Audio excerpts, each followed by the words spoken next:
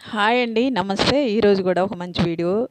అందరూ ఎలా ఉన్నారండి? బాగున్నారా? నా వీడియోలు చూసేవాళ్ళు అందరూ గూడా ఇంకా మరి అందరం గూడా చాలా బాగుండాలని ఆ దేవుడిని మనస్ఫూర్తిగా కోరుకుంటున్నాను. ముందుగా ఛానల్‌లోకి ఎవరైనా కొత్తగా వచ్చుంటే మొత్తం వీడియో అంతా చూసినాక మీకు గాని నచ్చితే ఒక లైక్ చేసి షేర్ చేయండి తప్పకుండా. సబ్స్క్రైబ్ కూడా చేసి పెట్టుకోండి. ఈరోజైతే నేను టిఫిన్ కింద ఇడ్లీ పిండి ఉండిందండి. ఇడ్లీ పిండిని కొంచెం అన్నీ మనము క్యారెట్ కానీ, ఉల్లిపాయలు, పచ్చిమిర్చి, కొత్తిమీర, శనగపప్పు ఇలా అన్నీ వేసుకొని కొంచెం ఆరోగ్యంగా చేసుకోవాలనుకుంటున్నాను. ఎందుకంటే ఇడ్లీ కూడా ఆరోగ్యమే.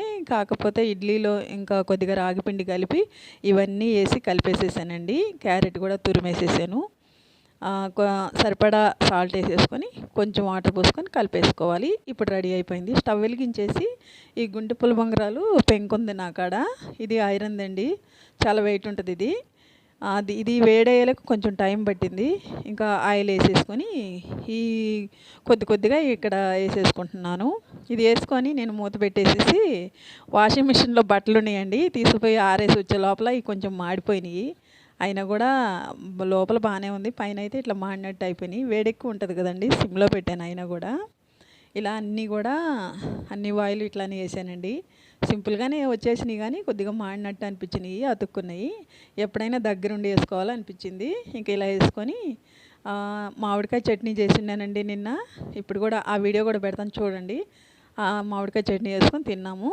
తర్వాత మధ్యాహ్నం అన్నంలోకి కర్రీ ఏం చేయలేదండి. ఇంకా నేను పెరుగుంటే మజ్జిగ చారులాగా చేశాను. 2 గంటలు పెరిగేసి పువ్వు పసుపు వేసి కలిపి పక్కన పెట్టేశాను.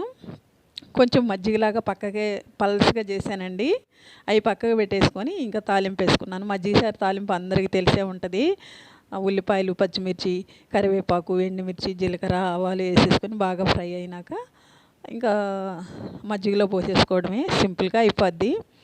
ఇవన్నీ చేసుకున్నానండి. ఈరోజైతే నా సింపుల్ వీడియో ఇది. మీకు అందరికీ నచ్చద్దు అనుకుంటున్నాను. అన్నం కూడా వండేసాను. నచ్చితే లైక్ చేయండి.